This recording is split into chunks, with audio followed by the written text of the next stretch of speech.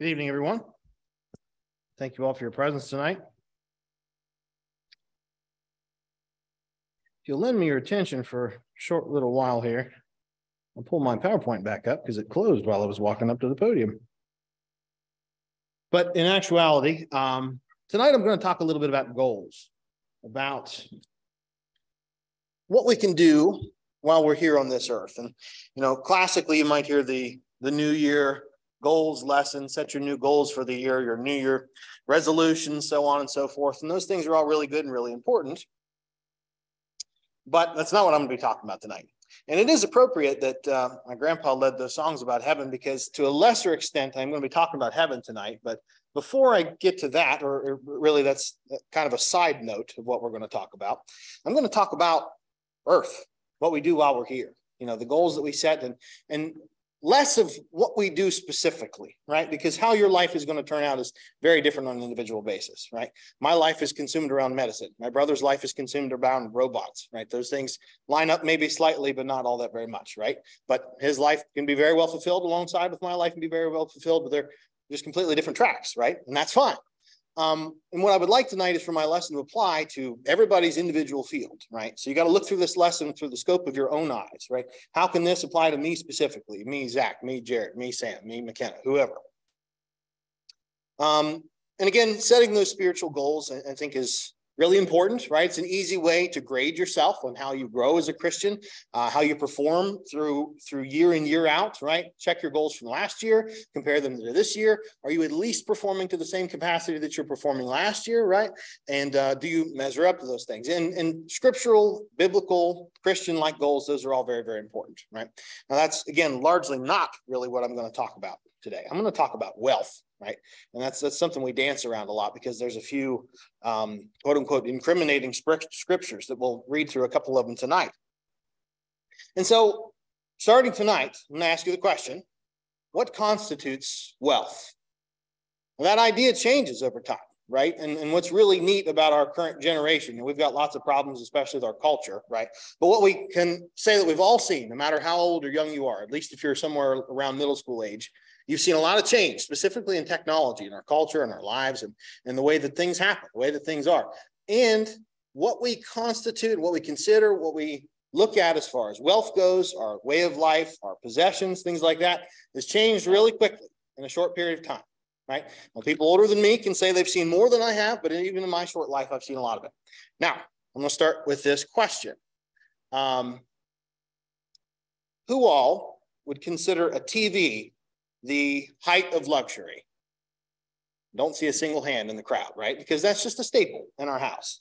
However, a TV is an easy example, because if we look at how the TV's evolved over the last couple of years, we can see that, you know, how we think about it, how we look at it's really changed, right? So I am barely old enough to remember seeing one of these. My grandma had one in her living room, and then when she got a better TV, we moved it downstairs. And we stayed the night, we slept downstairs. This is the TV that we watched, right? So most households, if you were lucky enough to have one of these, or even color television at one point in time. Side note, I saw a Dolly Parton interview when she was talking about when she first made it. She made some money. She bought a color TV for her family, and the whole town would come around. Everybody in Sevierville would go to Dolly Parton's house, and they'd gather around and watch this color TV. And her dad said he wanted to sell it because he couldn't go to work, because people were at his house watching TV all the time. So they had the one and only color TV, right? So not only was that the height of wealth and luxury, right, but they were the best in the town, right? So obviously she's wealthier than all of us will ever realize or understand. But at that point in time, even still, it was something we would consider trivial, right? This is silly. If somebody still sees one of these in their house, you'd say, you know, why haven't you thrown that thing out yet, right? And a little bit further forward, right, we had the big screen TV. You had different versions of the tube TV, right? But the big screen TV, this thing weighed twice as much as the last one. They were 4.5 feet tall and weighed 500 pounds, and better, great, right? It had a flat screen. Some of them were plasma, some of them a little bit different. Massive, huge picture, right? You went from these little teeny tiny tube TVs with pictures, and you had 3 channels, and then we got a bunch more channels, and then we got bigger TVs where we can see moving across. And then fast forward a little bit, right? Now that last TV is outmoded, and this is the height of luxury, right? Somebody gets a plasma screen. They've got one in their house. It was $150,000, right? It was insane. It's incredible, right? But then now we look back on it and you see these old TVs, and it's kind of worthless at this point. If it still works, it's good. You know, hang it somewhere, put it in your basement, watch it while you're running on the treadmill. It still works, it's good, right? It's not worthless, but It's not as impressive as it once was. And now here we are, right? The quote unquote future. We've got these big flat screen LCD TVs or LED TVs, or you pick 4K, whatever you want to put, curve wrapped around you, TV screens, computer monitors, right? And then just, you know, in the fact of a generation and a half, maybe 2 generations, we jumped from, you know, the height of wealth, the height of wealth, the height of wealth, the height of wealth, right? But looking backwards, it's all kind of laughable, right? Now we look, most of us have 1, 2, 3, maybe not the fancy curved one that's out right now, because this is what's new and trendy, right? But we don't measure our wealth by how many TVs we have. One point in time we might have, right? So wealth is very fluid, very loose. You know, how we think about that changes over time. So what can be problematic with wealth, right? That's really where the Bible hits home on, right? You know, we can focus a lot on necessity, right? But that still gets kind of murky too. What's a necessity, right? Food and water, that's pretty classic. Those have been a necessity for a long time, but 2 or 3 generations back, indoor plumbing, that was a luxury, right? You still had water, but it wasn't in your house, right? Is that a necessity to have the water inside your house? Well, no, people live that way for a long time, right? Electricity, we would all consider that a necessity now. A couple, 3 weeks ago, when it was cold as it was, we'd all were pretty upset when the power went out, right? A couple people here really had to deal with some big problems when the power goes out, right? Is electricity a necessity? No, we lived for a long time without electricity, right? Well, you know, those are what we just consider basic needs now. How about internet? A lot of people in this room would probably still consider internet a luxury, right? If you ask my dad, his livelihood goes through the toilet. You lose the internet, it's a bad day, right? So depends, right? My mom and I as well. We lose our servers. That's everybody's cranky, including myself personally. It's a bad day. Patients, they keep coming. They don't stop until the internet comes. But it's all relative, right? Around here, a car, definite necessity. I see this with my own patients, right? I make a referral. Somebody comes in. I say, you need to go to this doctor I'm sending you to today, whether it's Cleveland, Parkersburg, Charleston, Pittsburgh, you name it. You got to go now. You will go blind if you don't go now. I don't have a car. I don't have anybody to drive me. I can't get there, right? Well, that's the place we live, right? You know, you can, again, variations of the car. You know, the brand new Escalade that costs $200,000, the electric vehicle, that's not the same as, you know, the little $2,000 whatever you can find on Craigslist at the moment, but a car is a necessity, right? As far as we're concerned, especially in that situation, right? So is a car excess? Can you live without a car? Well, different situation. Back when I lived in Miami, a car was almost a nuisance. A lot of people didn't have them because you didn't have a place to park them. It was expensive to park. Whenever you go places, you can't leave them for very long, or there isn't parking, right? I believe the worst I saw when I was downtown one time was $5 for 30 minutes. You know, it's crazy. It just racks up real fast, right? Well, that's the difference, right? If you want to get anywhere here, you got to have a car. You want to get around down there, it's easier to leave your car aside, right? So all this is based under context, right? So what is wealth? How does it pertain to us as Christians, right? So immediately, the first verse that comes to my mind is Luke chapter 18, right? Luke chapter 18, starting in verse 18. I'll try to do better about posting more of the scriptures behind me. I will have a lot of them. I know I've not been doing that recently. But if you want to read along, I'll be reading from Luke chapter 18, verses 18 through 17. Several of these will be posted behind me, but not all. Luke 18, 18 through 27. I believe I said 17, excuse me. A ruler questioned him, saying, "Good teacher, what shall I do to inherit eternal life?" And Jesus said to him, "Why do you call me good? No one is good except God alone. You know the commandments: do not commit adultery, do not murder, do not steal, do not bear false witness, honor your father and mother." And he said, "All these things I have kept from my youth." Again, this is the ruler speaking back to Jesus. Now, when Jesus heard this, he said to him, "One thing you still lack: sell all you possess and distribute it to the poor, and ye shall have treasure in heaven, and come follow me." Carrying on, verse 23. But when he had heard these things, he became very sad, for he was extremely rich. And Jesus looked at him and said, "How hard is it for those who are wealthy to enter to the kingdom of God? For it is easier for a camel to go through the eye of the needle than for a rich man to enter the kingdom of God." They who heard it said, "Then who can be saved?" But he said, "The things that are impossible with people are possible with God," right? So first and foremost, let's set the scene, right? Jesus is teaching, and this guy is kind of a punk. He walks up to Jesus and he says, "Look at me, you know, what can I do?" But he's kind of trying to get some attention. All right. So Jesus just lays it out for him, just like he did when the Pharisees would come poke and prod him, right? He said, "You know the commandments, follow them." That kind of would have been the end of the story. But the guy says, I've been doing that my whole life, right? And he's just kind of looking for a pat on the back, right? Tell me, what else can I do? So Jesus hits him right where it hurts, right? He knew exactly what that guy's problem was. And he said, sell all you have and follow me, right? Now, that in mind, should this be taken literally? Well, probably not, right? Because Jesus laid it out for him. He said, follow the commandments and you're good, right? Well, the rich one ruler is the one that instigated it and got himself where he didn't want to be. Now, to that avail, we can't ignore it completely, right? Because it is Jesus' teaching, right? He said, sell all you have and follow me. Give it to the poor, right? So should we take that literally? Should we take that as precedent, right? And so what I want to do is explore three different ideas. They're not necessarily separate, and none of them are necessarily right or wrong. I'm going to pull some parts out. I'm going to push some parts away. If I'm still on number one after a good long while, don't get excited because they won't take too terribly long. Three thoughts I want to pull from this. Thought number one, idea number one, just kind of postulating these. Earthly possessions are bad, and they're going to come between you and God. Thought number one from what he tells the rich young ruler here, right? So furthermore, unless you're a beggar like Lazarus, you're not going to make it to heaven. Idea number one. We can see that in verse 25, where he says, for it's easier for a camel to go through the eye of a needle than for a rich man to enter the kingdom of God. Idea number two.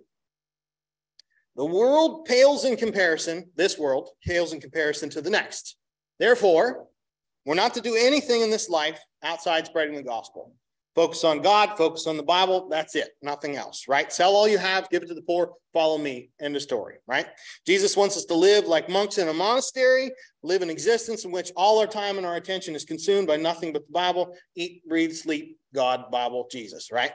Idea number two, from verse 22, one thing you still lack, sell all you have, sell all that you possess and distribute it to the poor, and you shall have treasure in heaven. Come and follow me. Idea number three. This world's a staging ground, right? And we're to take it seriously. All our choices here define our allegiance to God, right? So all these three ideas kind of mingle together. So don't try to separate them into category 1, 2, and 3 because it gets really muddy as I go through. But we'll circle to the end, and I think we'll come out nicely. So again, with point number 3, everything that we do here matters. Our time, our attitude, our relationships, our wealth, our possessions, our responsibilities, all of that matters, right? But what do we need to do to be rich in heaven? Well, taken literally from what he told the rich man, sell all you have, be poor on earth, and you'll be rich in heaven, right? Verse 23 tells us that. But when he had heard, 23 tells us the consequence. But when he had heard these things, he became very sad, for he was extremely rich, right? To sell all that he had was a big deal, right? You wouldn't be all that sad if you only had a couple things to sell and follow Jesus. Well, yeah, that's easy. Sounds good. You'll drop your stuff and move. It was going to be a big process for this guy to sell all that he had, right? So let's go through those points individually. Point number 1, again, earthly possessions are bad, and they'll come between you and God, right? First thing that came to my mind, we had Christmas a few weeks ago. You think about a lot of stuff and probably some excess, right? And we kind of hide behind the veil of charity, right? I'm going to buy a lot, and we're going to have a lot, but I'm giving it to you, so it's going to be okay, right? Well, is that excessive? Is that bad? Is that good? Let's explore that a little bit. I'm not making any connotations just yet. So, if we take for granted the idea that these earthly possessions are going to come between us and God, right? Why do we even bother, right? Why did God even bother? Why didn't he just put us in a fish tank and said, there you go. You get what I give you. You get this food every day. You live in your ant farm. What you got is what you get. End of story. But God's going to control our destiny. If it's that finite, if it's that you have to live within this tiny little box to make it to the goal, God could have just put us in that tiny little box. Now, to argue that point, I'm going to go clear back to Genesis chapter 1. It's kind of where I got the idea for the sermon. I've been doing some studying in Genesis. So a big chunk of what I'm going to take out of point number 1 here comes from Genesis chapter 1, starting in verse 26. That will be posted behind me. Genesis chapter 1 and verse 26. Then God said, let us make man in our image according to our likeness, and let them rule over the fish of the sea and the birds of the sky and the cattle over all the earth and over every creeping thing that creeps on the earth. God created man in his own image. In the image of God, he created him. Male and female, he created them. God blessed them, and God said to them, be fruitful and multiply and fill the earth and subdue it. Rule over the fish of the sea and over the birds of the sky and over every living thing that moves on the earth. Then God said, behold, I have given you every plant yielding seed that is on the surface of all the earth. And every tree which has fruit yielding seed, it shall be food for you. And to every beast of the earth and to every bird of the sky, and everything that moves on the earth which has life. I have given it every green plant for food. And it was so. God saw all that he had made, and behold, it was very good. And there was evening, and there was morning in the sixth day. Little side comment, that's important there. Because as God's going through his creation, he looks back. He said, I did this, and it was good. I did that, and it was good. I did this, and it was good. And then we get to here in verse, 31. He said that was very good. And the Hebrew has different translations, right? But that's the sentiment stays, right? So this was important. God laid it this way explicitly, right? So he put Adam and Eve in his, if you want to call the world a fish tank, you can, right? But it wasn't finite, right? He put Adam and Eve in a position so that they had dominion over everything else, right? Now, if you look at God's creation, right, there are certain attributes that favor one of his creation versus another, right? Polar bears do pretty well up in the Arctic or, way down in the Antarctic, right? They do a lot better than other pieces of God's creation, right? Counter argument, giraffes do really good in situations where it's dry, there's a lot of heat, and there's food up high, right? They can reach it a lot better than any other animal, right? Can the polar bear survive where the giraffe is? No. Can the giraffe survive where the polar bear is? No, right? Can humans survive where either one of those places are? Yes. Right? We have the capacity to overcome a lot of those obstacles. Now, it's not as point blank, right? God pointed at the giraffe and said, you need to do this so you get this big long neck, right? And he didn't give us long necks so we could do that. We're flexible, right? He gave us this wide open space so we can do what we need to do, right? We have the capacity to do more than any other of God's creatures. And that's significant, right? That's a gift from God. God gave us the ability to accomplish basically anything, right? And circling back to the TV, that's the same idea, right? We're accomplishing so much more every day, all the time, right? Things may be bad in our politics and our culture, right? But mankind as a whole gets better and stronger each and every day, right? And that's the gift from God. That's not an accident. It didn't just happen that way because we happened to discover whatever, right? If you look at the Marvel movies, for example, they get superpowers because this material comes down from space and boom, they have them, right? No, it didn't happen that way. God set everything we needed in order from day one, and it started, right? That's all part of God's plan. Now look at the world, right? That we have. This is a gift from God. Look at Niagara Falls, the Grand Canyon, the Great Barrier Reef, Mount Everest, every corner of the globe, right? All of this is under our dominion. However big or small or majestic it seems, right? He put them there for us. It didn't happen that way. He didn't just feel like it, right? All of these are beautiful gifts from God, right? And this can be all seen clear back as far as the Garden of Eden, right? Now that's a little different than the world that we live in. So let's focus on that for a minute, right? God made the world in a certain way, but something changed. And that's the curse, as far as we know with Adam and Eve, right? So let's read about that a little bit in chapter 3. Genesis chapter 3, starting in verse 17. This will not be posted behind me. Genesis 3, 17b. Cursed is the ground because of you. In toil you will eat of it. All the days of your life, both thorns and thistles, it shall grow for you, and you will eat the plants of the field. By the sweat of your face you will eat bread till you return to the ground, because from it you were taken. For you are dust, and the dust you shall return. With context, they didn't supply that beforehand. Obviously, Adam and Eve sinned against God. He gave them the option of free will, and they took him up on it. They were tempted by the devil. They partook of the fruit he told them not to take of, and this was the consequence, right? So now do they live in that same exact world I was just talking about, where Adam and Eve had dominion over everything, right? They have the world that God gave them as a gift. What happened there, right? So from this, we gather that God didn't bring us into this world to work and suffer, but because Adam and Eve disobeyed, God's tone changed, right? So now we realize that we have to work, right? And in this context, right, Adam's job was just work to survive, right? He didn't really work on making a bigger TV because he was the only guy. They were starting literally from scratch, right? So in Adam's sense, he literally had to work to survive. And over time, what we work for has changed a little bit. But the idea is no different.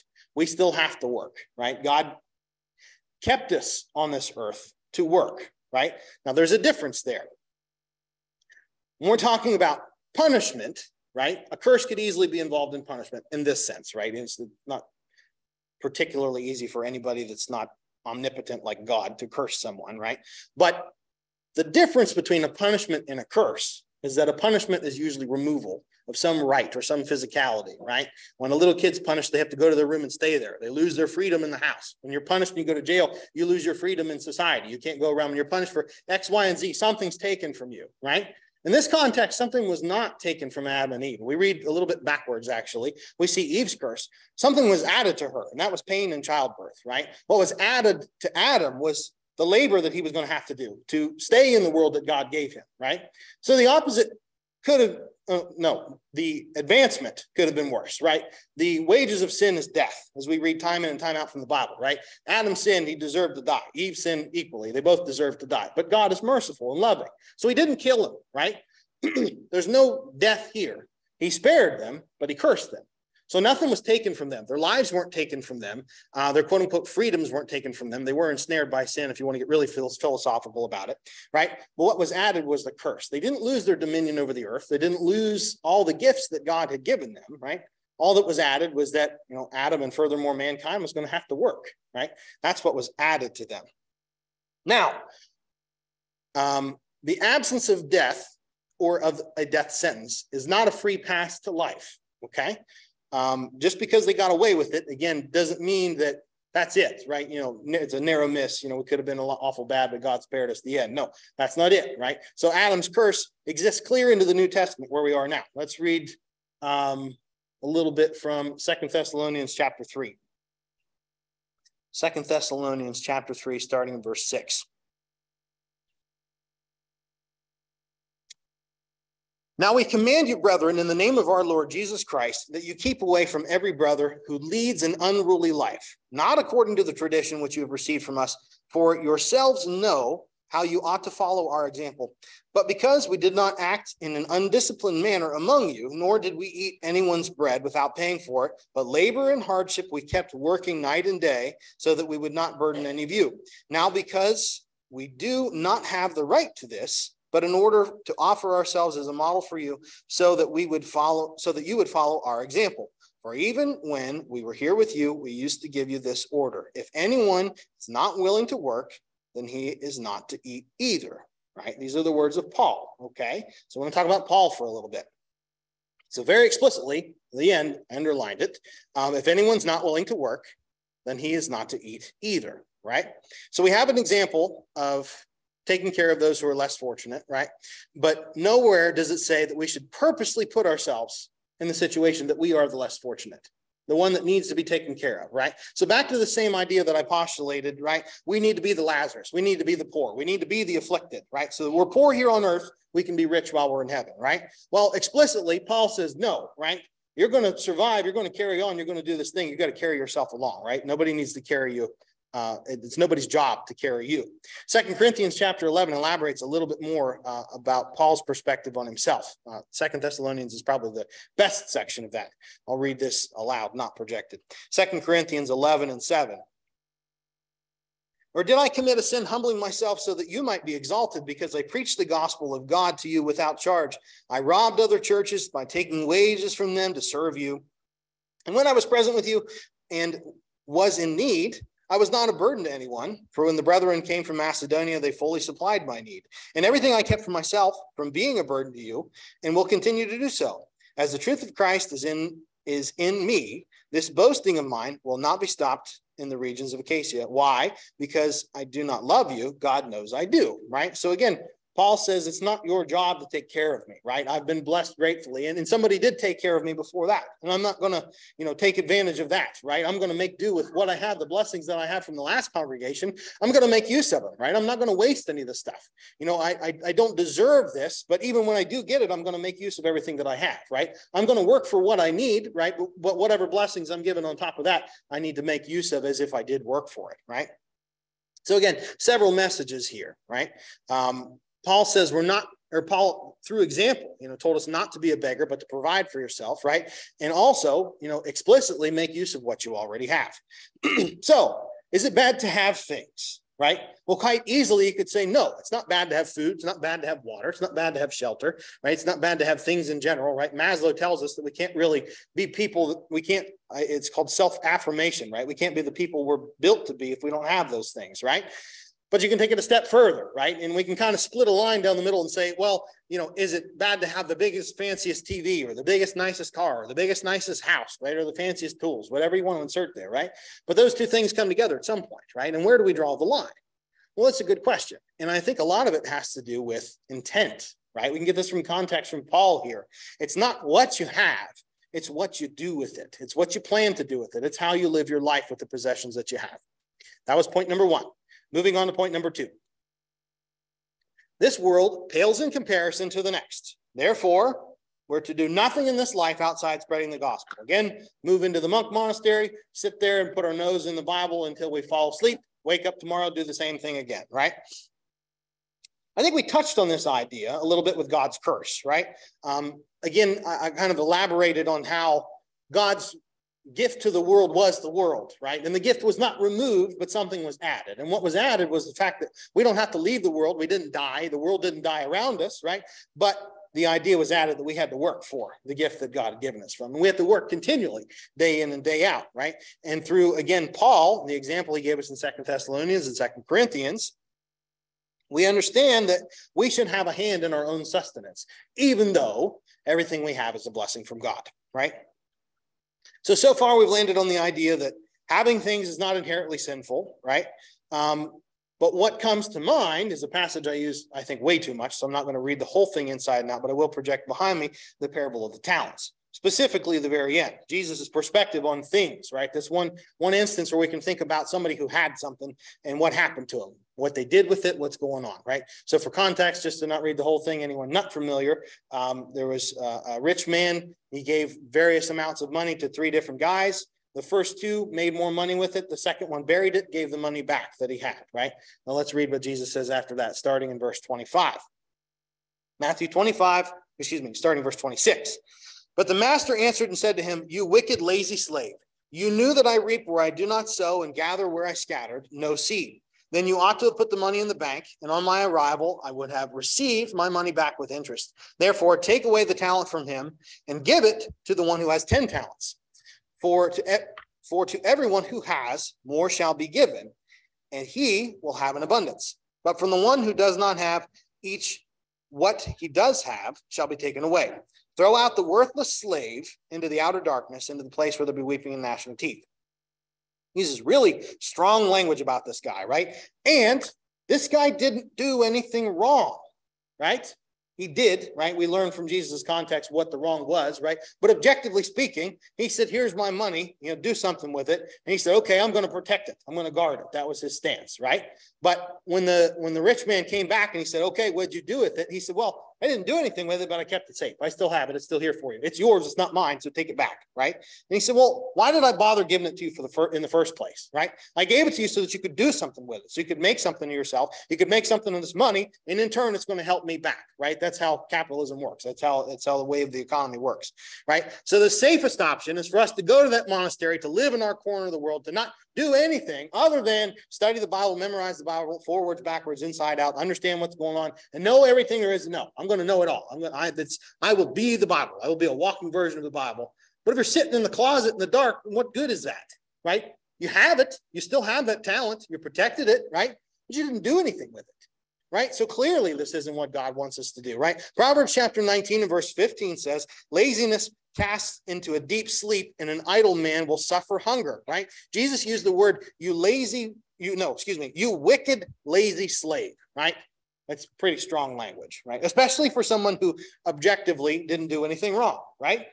But clearly he did, right? He did nothing, and nothing is wrong, right? So from this idea, we can learn that doing nothing is clearly not the right answer, right? God doesn't suffer laziness, and this comes back to the curse. God's curse was you have to work.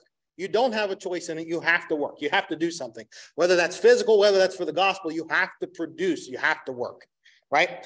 Point number 3. This world is a staging ground, and we are to take it very seriously. Our choices here reveal our allegiance to God.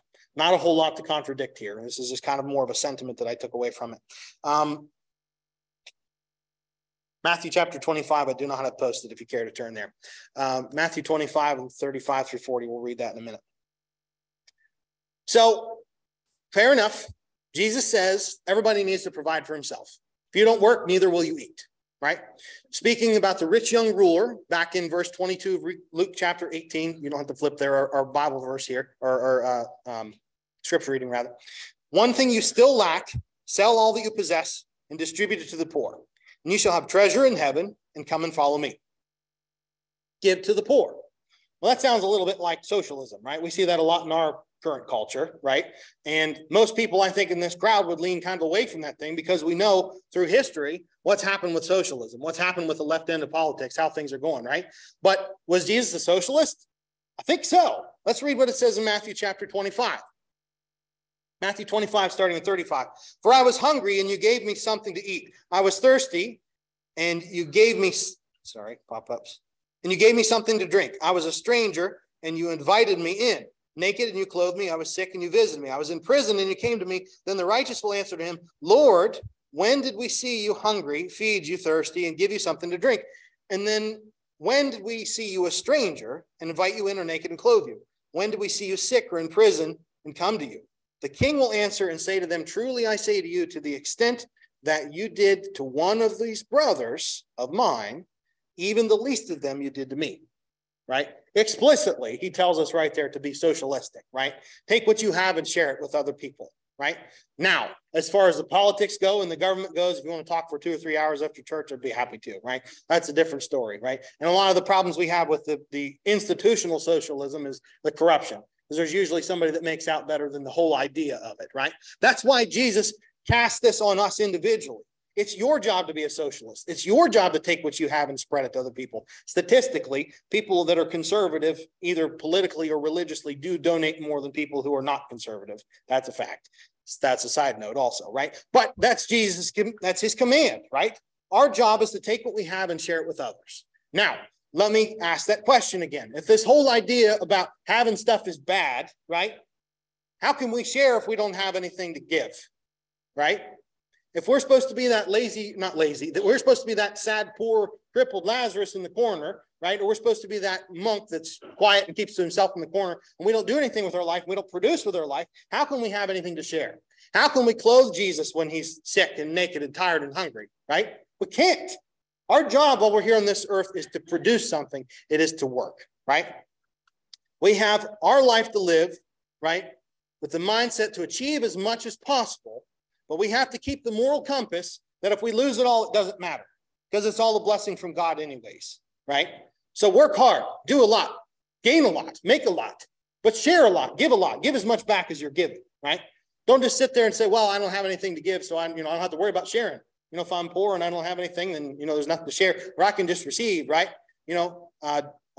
Kennedy, right? Ask not what your country can do for you, but what you can do for your country. Same idea, right? How can I help? How can I be a part of this working mechanism that is the church that Jesus established?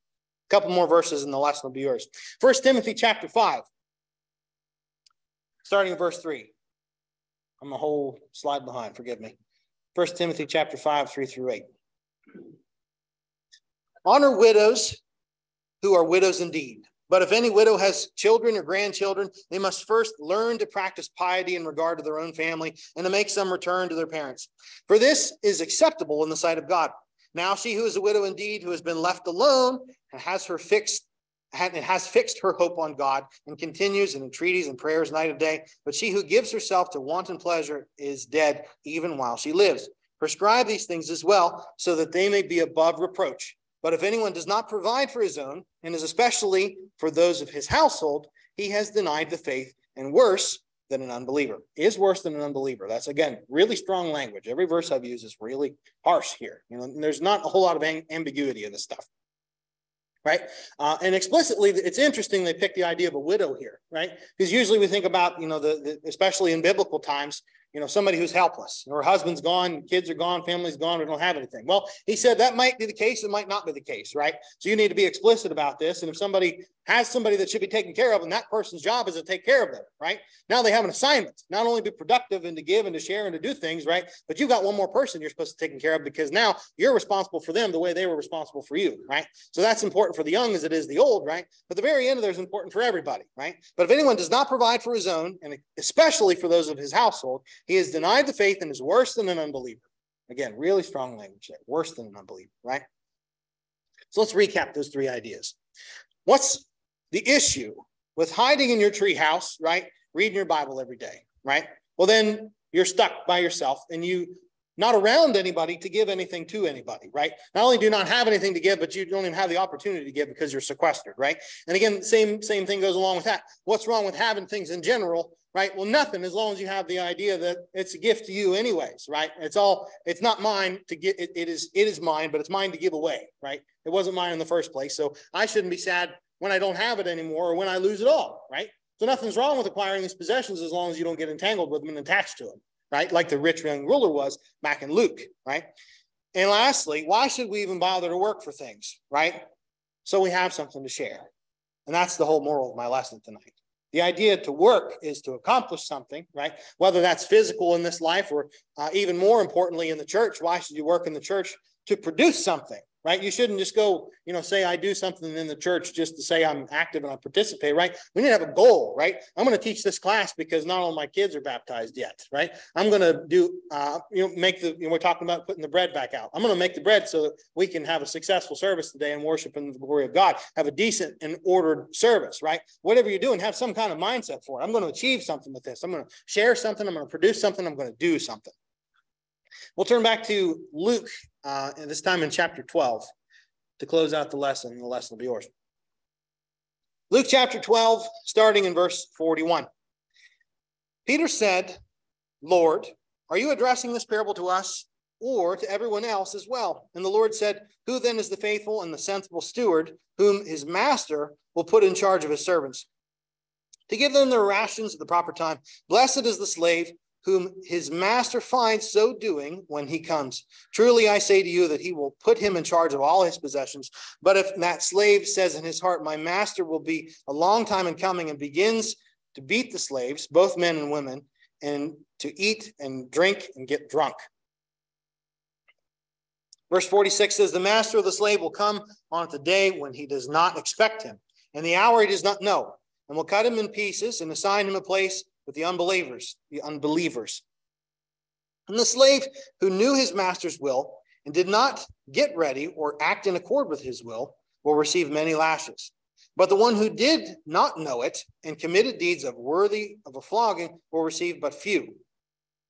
From everyone who has been given much, much will be required, and to whom they entrusted much, of him they will ask all the more. Let me leave you with this last idea, and we'll conclude this sermon. It's pretty easy to underperform. All you have to do is sit back and pretty much do nothing. It's easy to gain weight. Sit there and open your favorite bag of chips and go to town, right? It's very hard to overperform. Most of the time because you don't know where the goal is, right? You don't know where the end point is. I'm going to work on this project. We really don't know we're done until we're done, right? We don't know what's going to happen. We don't know what's going to pop up. Anything could happen, right? Now, when you get there, you may have overshot it by a mile. You might have really overperformed, or you might have just made the cut, right? Regardless, you passed the goal line, right? And you had to work hard for both of those. Now, my idea I want you to take home tonight is succeeding in this life is not going to be easy, right? You can sit back and do nothing and nothing's going to happen. I can promise you that. Maybe some bad things will happen against you, right? But nothing productive is going to happen if you don't put the effort into this life, right? Now, to achieve the goal that we want, specifically the goal of heaven, we're going to have to try really, really hard, right? We don't specifically know what God's requiring of us individually, right? Some of us might be graded a little bit harder. Some of us might not, right? But what he's telling us here is we pretty much can assume that we're all going to be the ones that are graded really, really hard. Because if you think you're the one graded really, really hard, and you were only the one that didn't need to be graded that hard, you still made it, right? So don't risk that. Don't throw your life away just barely trying to clear success or achievement or whatever word you want to use there, right? Work. That's the idea of my sermon tonight. If you've not become a Christian, then this doesn't apply to you. This applies to people that have a hope of heaven. And if you're not a Christian, you don't have a hope of heaven, very sadly. We have time and opportunity tonight. Please take advantage of the gospel. Give your life to God. Take advantage of the sacrifice and the gift that Jesus gave when he came here and died on the cross for our sins, for your sins, for my sins, for everyone who's ever lived. Please begin your work. Begin the journey now, if you have not. If you have, you don't feel like you're on the right track and you need assistance, fortunately, Jesus gave us a nice support system. That's why we have the church. That's why we have each other. We can support one another. If you're going through a problem, it's pretty likely that somebody before you's gone through a very, very similar problem, right? So you can try to take it yourself, and you probably maybe not probably, you might succeed, right? But you can ask around and somebody might know the secret passcode for what you're doing, right? So cast your needs and your prayers upon your brothers, right? We know the righteous prayer, or the fervent prayer of a righteous man availeth much. If you need either one, please come occupy the front seat while we stand and sing.